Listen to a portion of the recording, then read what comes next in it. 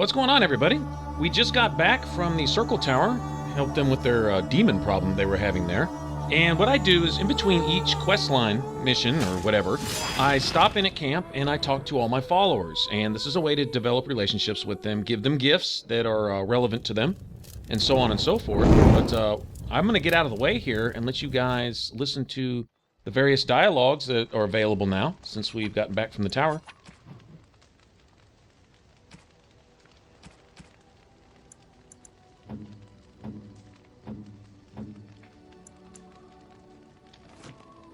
What? You found Flemeth's grimoire? Ever since we discovered the condition of the mage's tower, I had wondered if it might be recoverable, but I had yet to speak of it to you. How fortunate that you found it on your own. You have my thanks. I will begin study of the tome immediately.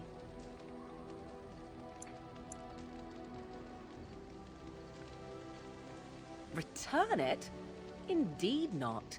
This tome represents the one time any of my mother's secrets were able to get away from her. I do not intend to squander this opportunity to learn more than Flemeth wished me to know. This should be interesting.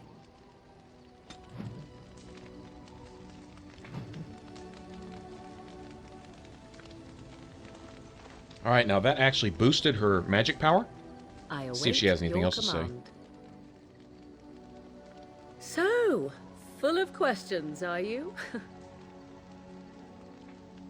Possibly, if I had the desire to. I do not.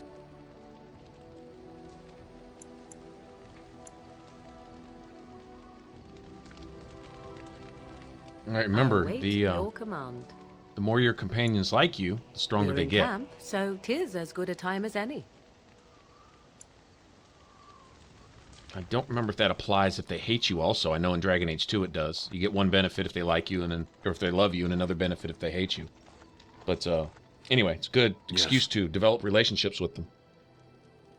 I am hardly surprised. Very well. Speak, then.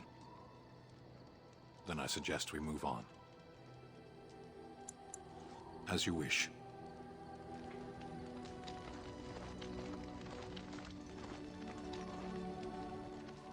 Something on your mind? Of course.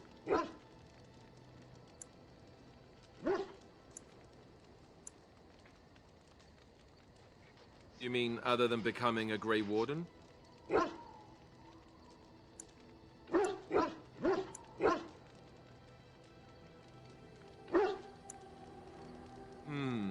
You know, I asked Duncan this too. And all I got was, you'll see. Oh, it's not that Duncan wants to keep it a secret. It's just that the Grey Wardens don't discuss it much. I gather it's not a pleasant topic. The first change I noticed was an increase in appetite. I used to get up in the middle of the night and raid the castle larder. I thought I was starving. I'd slurp down every dinner like it was my last. My face all covered in gravy. When I'd look up, the other Grey Wardens would stare, then laugh themselves to tears.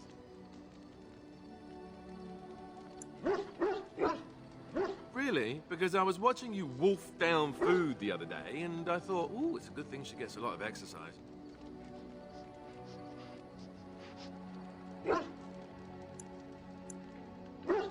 I'll say. I didn't mean it like that. No, don't hit me. I bruise easily. Oh, and then there were the nightmares. Duncan said it was part of how we sense the Darkspawn. We tap into their, well, I don't know what you call it, their group mind. And when we sleep, it's even worse. You learn to block it out after a while, but at first it's hard. It's supposed to be worse for those who join during a blight. How is it for you?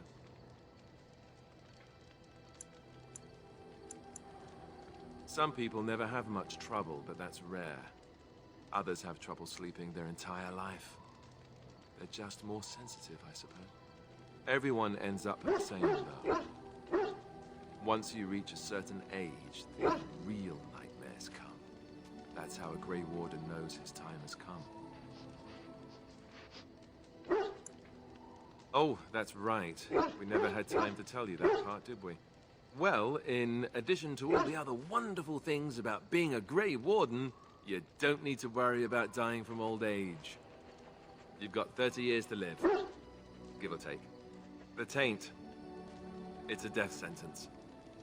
Ultimately, your body won't be able to take it. When the time comes, most Grey Wardens go to Orzammar and die in battle rather than waiting. It's tradition.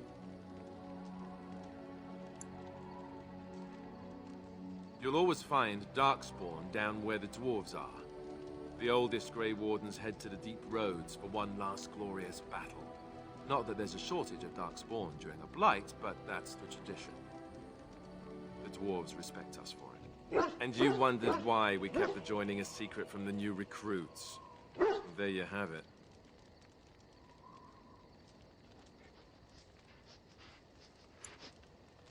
You know, Duncan, he started having nightmares again. He told me that in private.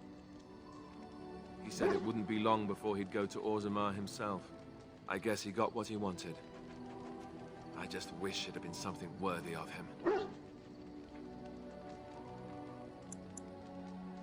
know. Ending the blight should make this all worthwhile, right?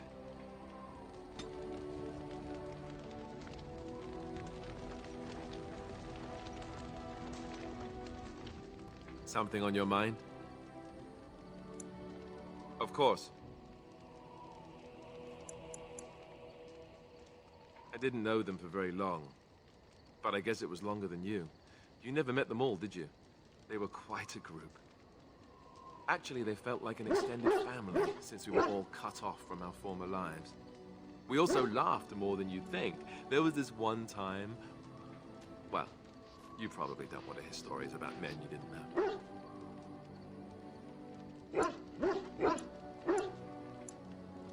There was one when I first joined, a dwarf named Kerrick. He was one of the elders, and he left for Orzammar before the reports of the blight began. It's too bad, really. Kerrick said that he never wanted to go back. He wanted to die fighting Darkspawn on the surface. There was one Grey Warden who came all the way from the Anderfells. What was his name? Gregor. He was a burly man with the biggest, fuzziest beard you've ever seen. And the man could drink. He drank all the time, but he never got drunk. Finally, we all made a pool to see just how many pints it would take to put him under the table.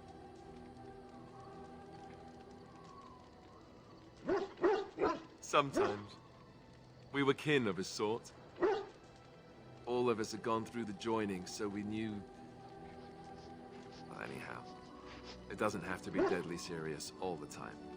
Anyhow, we never did find out. He said he'd drink a pint for every half pint that the rest of us drank. He was still going by the time the rest of us were passed out. I'm told that Duncan walked in later on and saw us all passed out from one end of the hall to the other, and Gregor still drinking. Duncan laughed until he nearly... Until...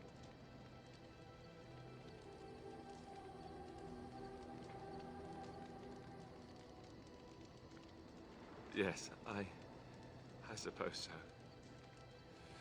I thought I was done with this, but it just struck me that I have nothing to remember Duncan by, nothing at all. There's no body, not even a token of his that I could take with me. That must sound really stupid to you.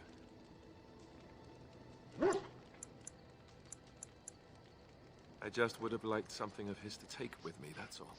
Well, there's no use in moaning about it, is there? He's gone. Let's just go.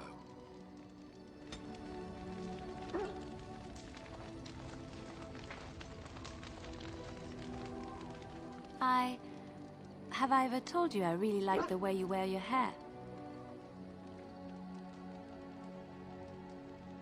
It's very nice and it suits you. Simple. Not like the elaborate hairstyles we wore in Orlais. They involved flowers, ribbons, jewels. One year, feathers were all the rage, and Lady Elise decided she needed to outdo everyone else, and actually wore live songbirds in her voluminous hair.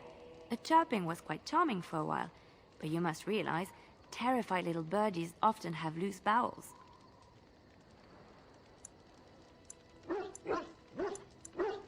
Yes, you can imagine what she looked like by the end of the evening. But I was trying to say something nice to you, wasn't I? Oh, forgive me. My mind wanders so. It's just that I feel so comfortable talking to you. Like I could say anything and you wouldn't judge me.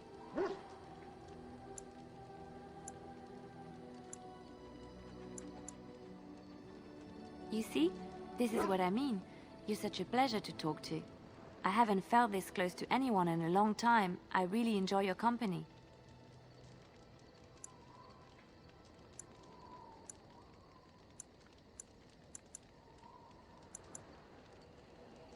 And what would you do if I said I do? Very much so, in fact.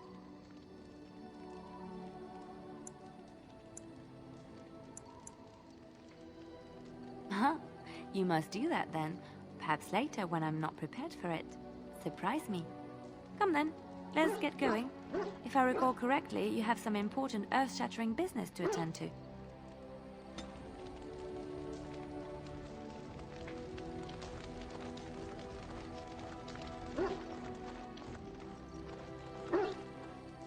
Your dog is filthy. I can smell him 50 yards off.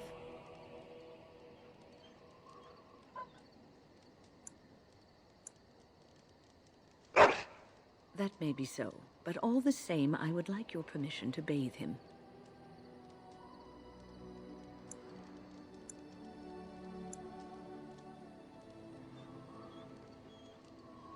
Excellent. I will get my soaps, and the dog shall have his bath after supper.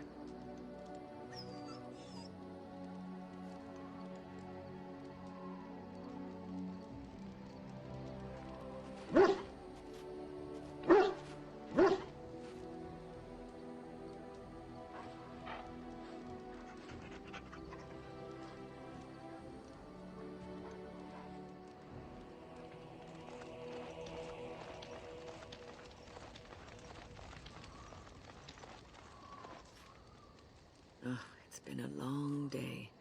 Rest would be welcome. Yes, of course. I am just a little weary. As you may have noticed, I'm no spring chicken.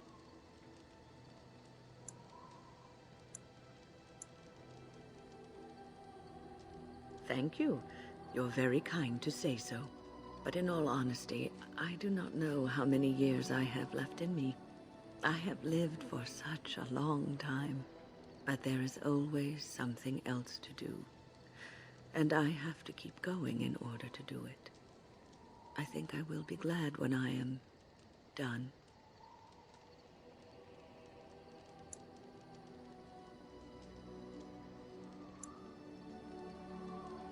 Oh, I don't know. I really don't.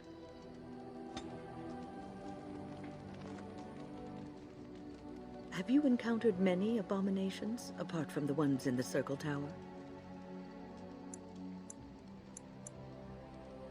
The first time I saw an abomination, my blood turned to ice. It was months before the nightmares stopped.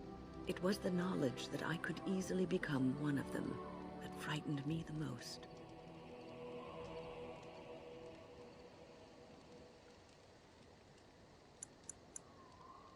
One slip. All it takes is one slip, and everything you are is simply gone.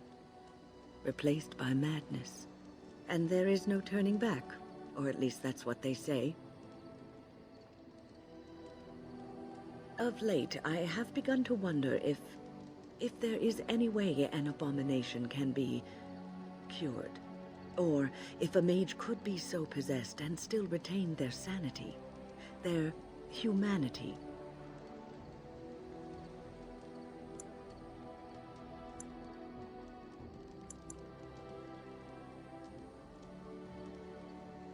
Yes, it is madness and cruelty that define abominations.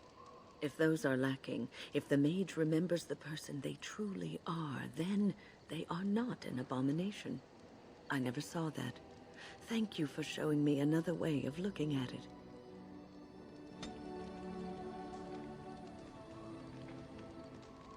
So, tell me, how did you become a Grey Warden?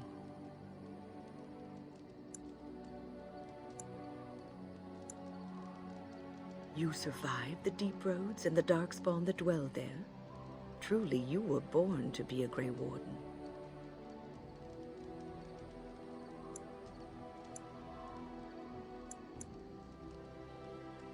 No, not nothing.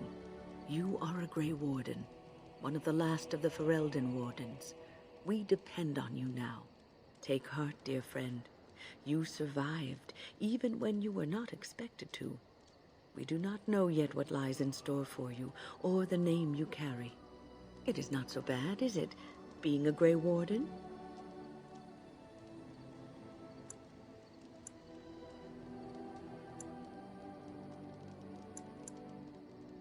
Sometimes it gives me comfort to think that everything will end up the way it's supposed to. That it will be all right. You were chosen. You survived the joining when others did not. Perhaps it was meant to be.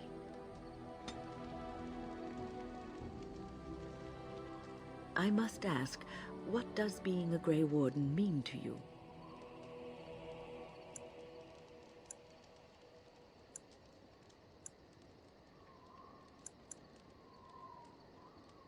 There's that, of course.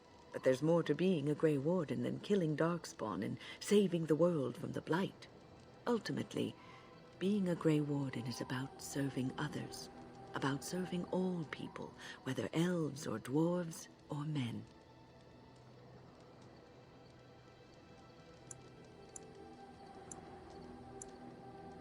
As a Grey Warden, you are a guardian of men. And you guard them because their continued existence is more important than you are. Thus it is you who serves, not they.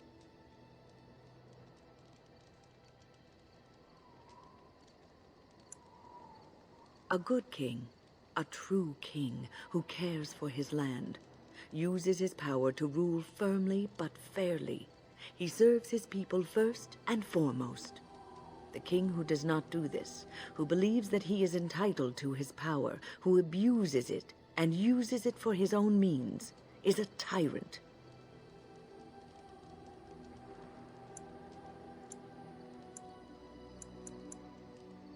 If you live apart from others and your actions affect only you, then you may do as you wish. But if you have power, influence, and strength, your every action will be as a drop of water in a clear, still pond. The drop causes ripples, and ripples spread.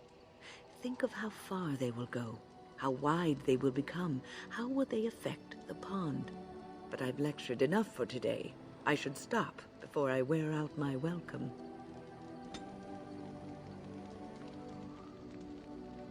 Is there something you need?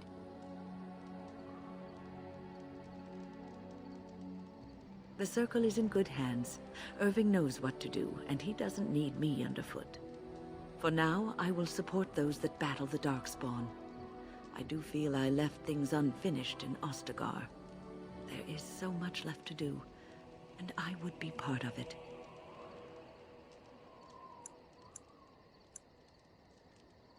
The Grey Wardens, all 2 of you, need all the help you can get.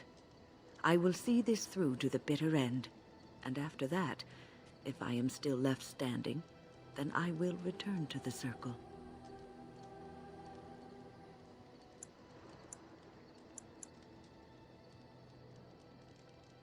Perhaps. Is there something you need? I will answer to the best of my ability. People don't become mages. They are born mages. The talent just surfaces later. But you are asking how I ended up at the Circle. I was brought there by the Templars, just like many of the other apprentices. I don't remember very much. I was very young then.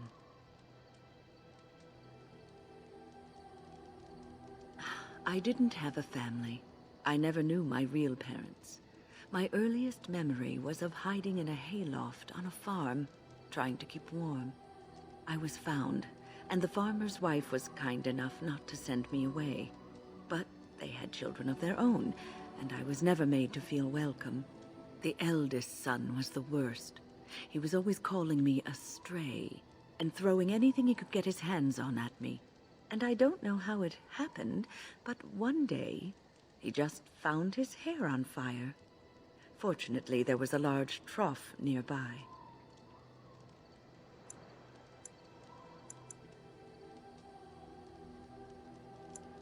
I had singed his hair and eyebrows, but injured little other than his pride. Who knows what they would have done to me had he been more seriously hurt. Thankfully, all I had to endure was a few nights locked in a cold barn with a bowl of water and a crust of bread. The Templars arrived several mornings later.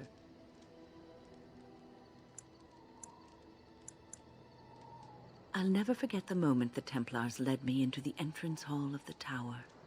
I had never seen anything so grand in my life. I stopped being afraid then. I knew I was home.